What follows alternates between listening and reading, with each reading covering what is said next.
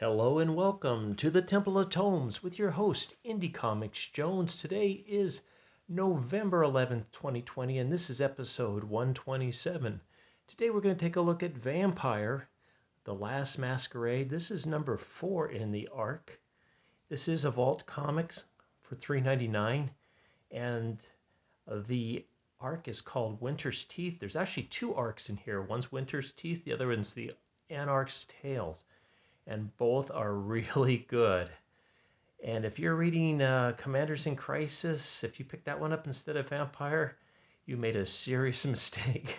So anyway, I just want to say I'm really enjoying this comic. It is really, really good. I'm not a real big vampire fan, so that just makes it even better, I think. Wasn't expecting much from it.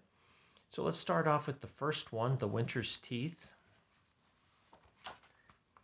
We've had a lot happen in this. I mean, they really pack a lot into this issue, even though it's two stories. The first story is written by Tim Seeley and drawn by Dev Malya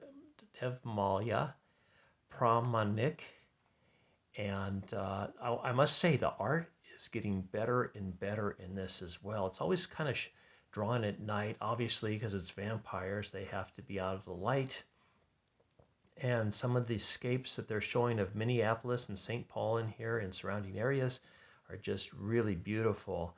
And plus in this issue, it starts to snow, which just makes it even more gorgeous, even with this horror and terror going on underneath.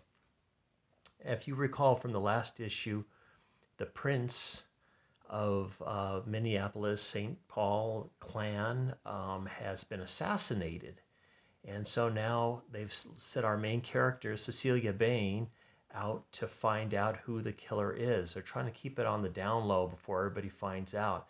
But it turns out it is a major conspiracy. And Cecilia Bain is going to be the one that gets set up in this. But just gorgeous comics. She is still with her sidekick, the newly bitten Alejandra.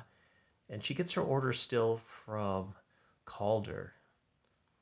Okay, he's kind of like some kind of blood witch.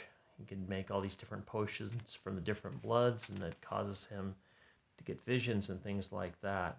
So he's kind of calling the shots right now in the absence of a true leader. And they also think that this might be the beginning of the split between St. Paul and Minneapolis into two separate clans. Now with the prince down, I think what's going to happen, I'm just kind of speculating here, but what they're afraid is going to happen is there's going to be unrivaled war within the streets between all the different vampire hierarchies and groups. Right now, they're all pretty much in line, and they do a certain kind of feeding that calls no attention to the general public. But things have changed. And as you can see, here's some snow falling. You can see how it's reacting with the city lights. Just really beautiful. So Cecilia Bain and her friend Ali, they go out to question people, but what they're finding is they're not getting a lot of answers from everybody they're interrogating. In fact, it's almost like they know what's going on. They're trying to keep the prince assassination out of the general public of the vampires, but the vampires seem to already know that the prince has been killed. What they don't know is that they're kind of the targets. So they end up at one vampire. He's kind of a recluse named Arlen, and he hides out at an old deserted miniature golf course. And they get some information from him, but unfortunately not enough, as the putt-putt course office is attacked. And a little bit of fight there. I don't want to show you too much, because this is really good. But you can see there's good action, pretty good art in here. As we get to the center of the book, and once again we get to see the heavy snowfall as they watch the putt-putt course burn, and Arlen ends up dying. So very good. I obviously recommend this book. That's the end of the first tale. Second tale, the Anarch Tales. This is part 4 as well. And I was correct. It looks like, or I think I'm correct, both of these stories will at some point interact, because they do mention Cecilia Bain in this one. And what we've been getting in the last 3 tales is kind of a bio of each character, and they've done the same thing on this as well. If you're not familiar with Vampire The Last Masquerade, it is actually an RPG card game, and I guess they came out with the books to supplement the card game, because at the end of here there's actually some character pages to create your own character for this card game. So a really nice package, actually, if that's what you're into. But if you just like good storytelling and if you like vampires, you're going to love this one. So this is quite a gang of, they're kind of like low-life vampires. They all have their own quirks. They're all got like a different appearance and need, and one can actually walk in the sunlight.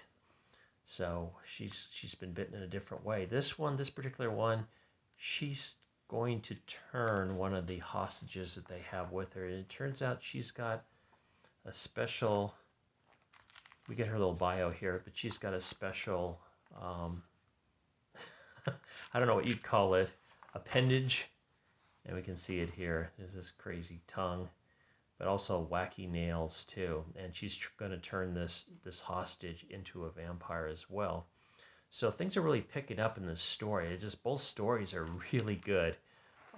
It's not a fast read because there's plenty of exposition, but this exposition or narration actually pulls the story along. It gives you clues within the story. And there's also something going on between Allie that we don't know about. I kind of suspect from the first issue, but we're not quite sure what. But I believe sooner or later something's going to come out about her that's very important to the story. Also, one of the other things I just kind of figured out, they call him Prince. It was actually a woman, Prince Samantha, but I think the Prince title is kind of a throwback to Prince because the artist, the singer, the musician, songwriter, who basically was in Minneapolis for most of his music career. So I think that might be a little extra tie-in on this story as well. So all in all, very good. I recommend it. And that's an awesome cover. I can also show you the cover for the next issue, which is a particularly gruesome looking cover. And here's some of the information about the card game characters that you can build into it. And these two characters actually show up in the story for the first time. And there's a little blurb about the story as well if you want to pause and read that. You get a little bit more. But all in all, a great book.